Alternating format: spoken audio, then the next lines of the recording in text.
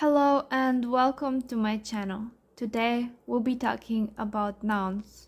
More specifically, everything you need to know about nouns. Now, I've made videos about nouns before, but this is just repetition of everything we've learned. And you should still watch those videos. To make this video, I used a book called Slovene, a Comprehensive Grammar. This is by Peter Harity. I hope I'm pronouncing that correctly. And you can find this book online.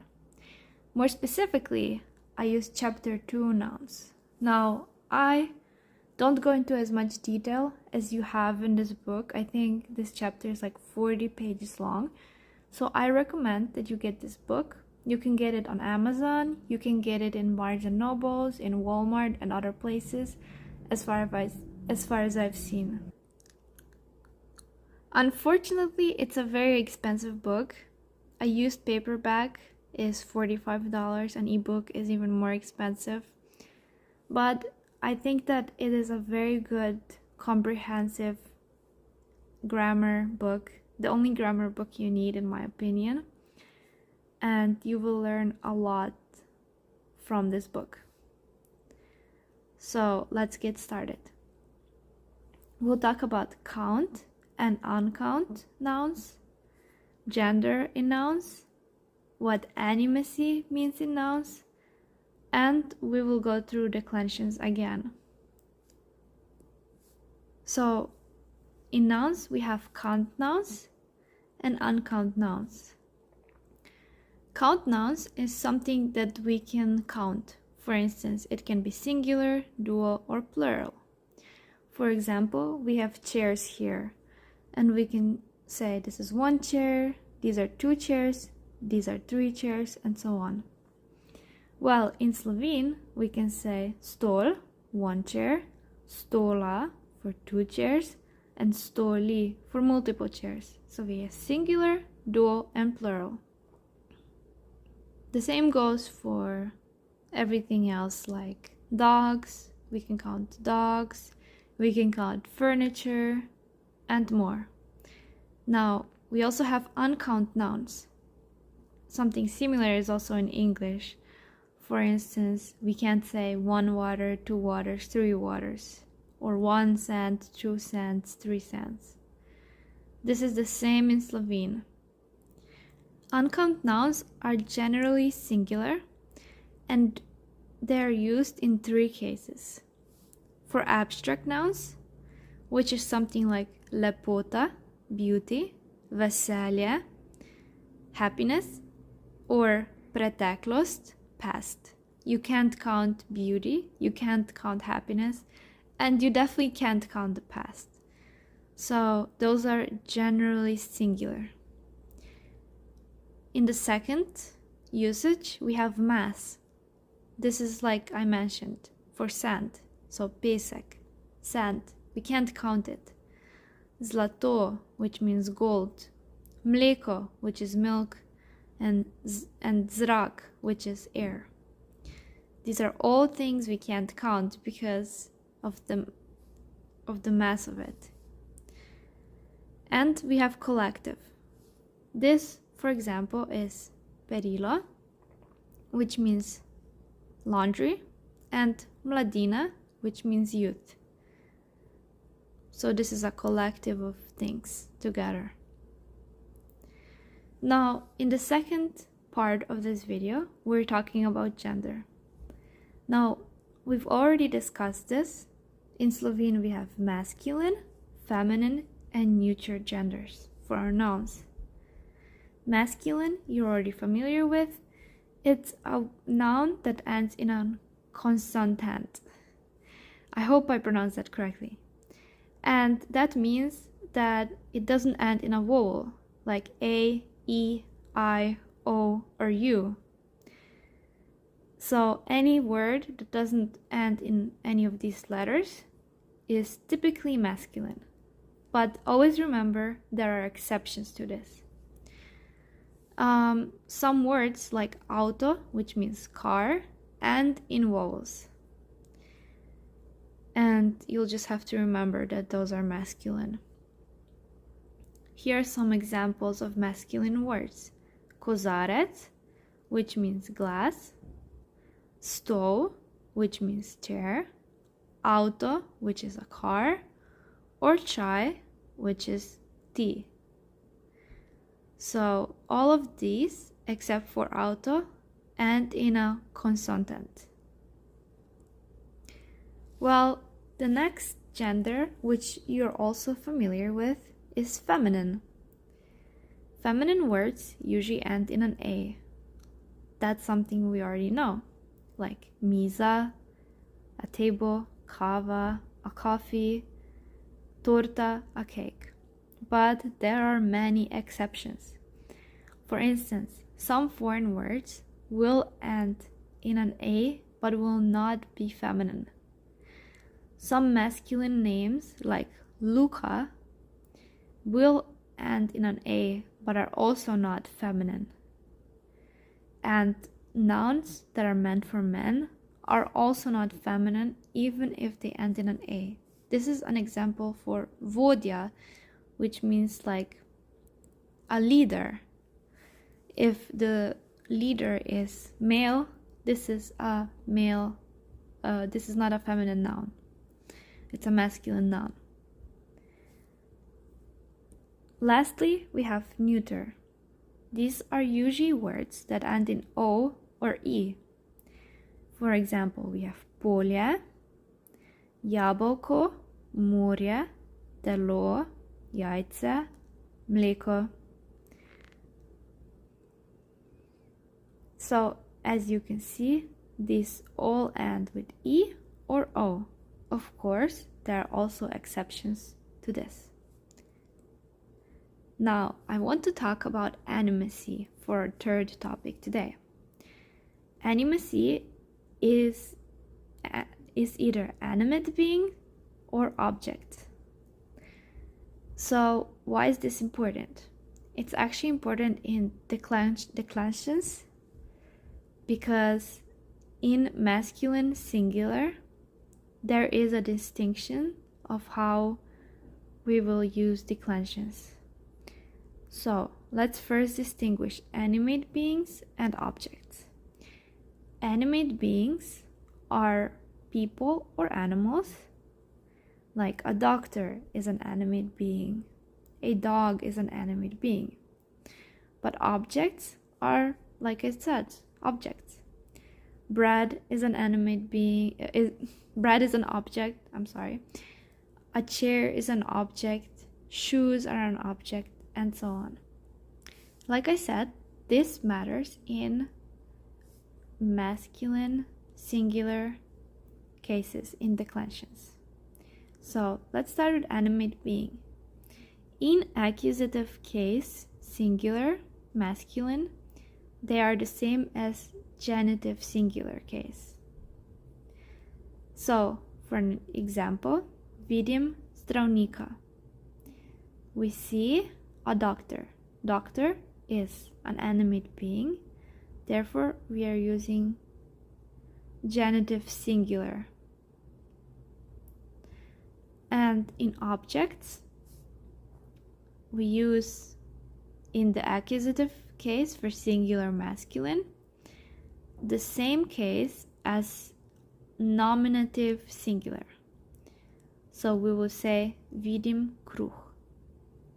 We won't say vidim kruha, that would be wrong. We say vidim kruh. We see a bread. And now that we've mentioned declensions, we should go into the third topic in today's video, which are actually declensions. Now, as we said before, we were just talking about masculine nouns in declensions. We were talking about genitive, we were singular, we were talking about accusative singular, and nominative singular. So here we have genitive, accusative, and nominative. And these are really important to remember. Now, there's another video I have talking extensively about declensions. It's actually several parts, I think 2 or 3 parts. But today, I have another view on declensions to maybe make it easier for you. First, watch my other videos on this, but if you already have, let's get started. So we will talk today not about the endings of declensions, but about nominative, genitive, accusative, dative, locative, and instrumental cases and their usage. So when will you use them in a sentence?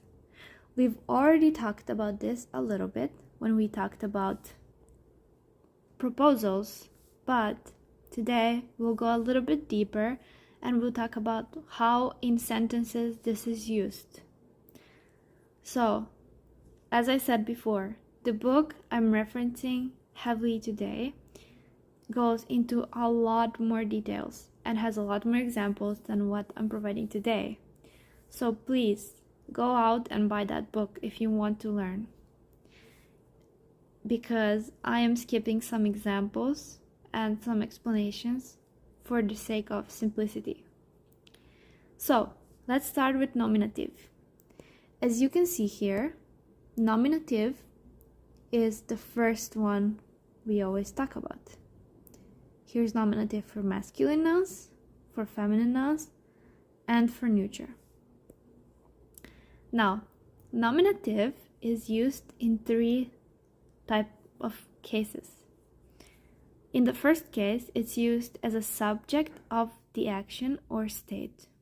For instance, what is bold is where we are using nominative case. Brata sta v Ameriki. Punca hodi v kino. Brata sta v Ameriki means the brothers are in America. So this is the subject.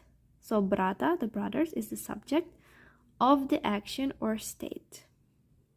They are in America. Punca hodi v kino. The girl is walking to the cinema. The girl is the subject of the action of walking to the cinema. This is where nominative case is used. Now, another example of when we'll be using nominative is after a word after ling verbs. Those are verbs like biti, postati, imenovati se, pisati se, and so on. For instance, biti. For biti we have Anna je mama. Anna is mom, is a mom. So mama would be a nominative case here. Anna is a mom because it's after biti, to be. Anna se piše Kovač. Anna's last name is Kovač, or Anna is writing Kovač if we translated it literally, but Anna's last name is Kovač. After se piše, we will use nominative. So biti, to be, postati, to become, imenovati se, to be named, and pisati se, to be last named, if that makes sense. Okay, and nominative will also be used in names of books and movies and so on. Basically, when we talk about a title of something or a name of something, we will not change it out of nominative case. For instance, knjigo o fantu ki je iskal muco je napisal Slavko Prigl. So, o fantu ki je iskal muco is nominative case here. Why? Because it's a title of a book. So, knjigo, the book, o fantu ki je iskal muco, that's the title of the book, je napisal Slavko Prigl, has written Slavko Prigl. Okay, let's keep going. So the next case is genitive case. And over here, you can see the endings of genitive case for masculine, feminine, and neuter. So genitive case is used for negated biti. For instance, ni doma. He isn't at home. So biti means to be. When we negate to be, we use genitive case. As you can see, ni doma is negated biti with genitive case. Doma would be genitive. Another usage is for the direct object of a negated transitive verb. For instance, an example of this is Nimam doma. I don't have a home. Ne igram kitare. I don't play the guitar. See, those nouns that come directly after a negated transitive verb are genitive. The last usage, second to last usage, is the measured noun after denoting a measure or amount. For instance, kozarec vode, 10 punc, koliko hiš. Kozarec vode, a glass of water, 10 punc, 10 girls, koliko hiš, how many houses? So we are talking about an amount of things or a measure of things. Another usage of genitive is also with genitive proposals. So these are genitive proposals. Do, is, od, brez, z, s. When you use these proposals, you are typically going to use genitive case. Okay. Genitive is also used for certain relationships of possession and ownership, connection, belonging. For instance, upor žensk, the woman's uprising. Žensk would be genitive. It's used as an adverbial phrase of time. It's used as a descriptive attribute following biti. For instance, sestra je dobra volja. The sister is in a good mood. Mood, volja, would be genitive. So the next one we have is dative. Here we have dative. And dative is used for the person for whom the action is being performed, recipient. For instance, if we're giving somebody something, or if the person who receives it, we will use that dative for. So for instance, mami je prinesla šopek. She brought a bouquet of flowers to her mom. Mami je prinesla šopek. And mami, in this case, is dative. Ani je dala darilo. She gave a gift to Anna. Both of those have received some type of thing. It's also used for logical subjects denoting a state of mind, feeling, or attitude. For instance, mami je dolgčas. Mom is bored. It's also used for logical subjects of certain verbs used impersonally. For instance, mami se sanjalo. Mom was daydreaming, or it was dreaming. Or logical subject of biti všeč. After the logical subject of biti všeč means the subject of when we talk about biti všeč, which means to like. Mami ni všečno auto. Mom doesn't like the new car. We also use it with dative proposals, which are proti, kljub, and k or h. And the last one we'll talk about in detail is accusative. Accusative is right here in masculine, here in feminine, and here in neuter. Accusative will be used as a direct object of a transitive verb. For example, this is Ana je pobarvala sobo. Ana painted room. Ana painted her room. This is when we'll use accusative for sobo, room. It's used as a logical subject in certain impersonal constructions. Ano je bilo strah. Ana was scared. Mamo zebe. Mom was cold.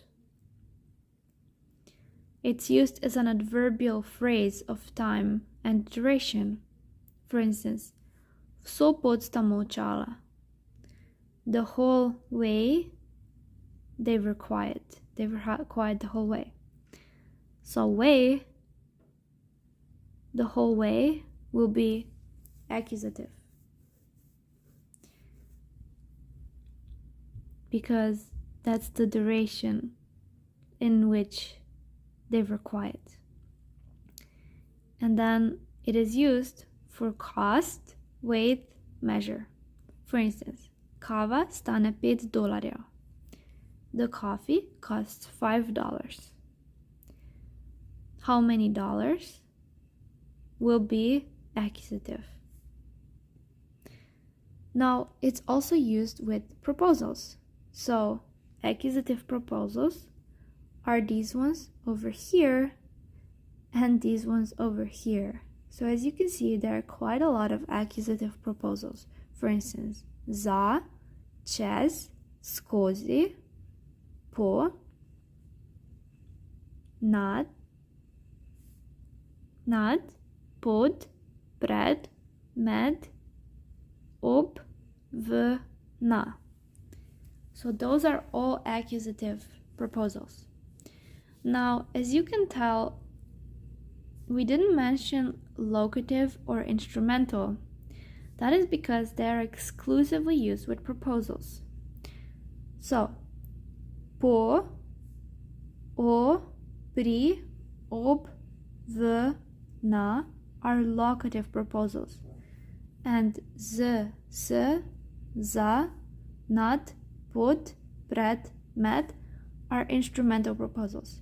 Proposals are pretty important to understand.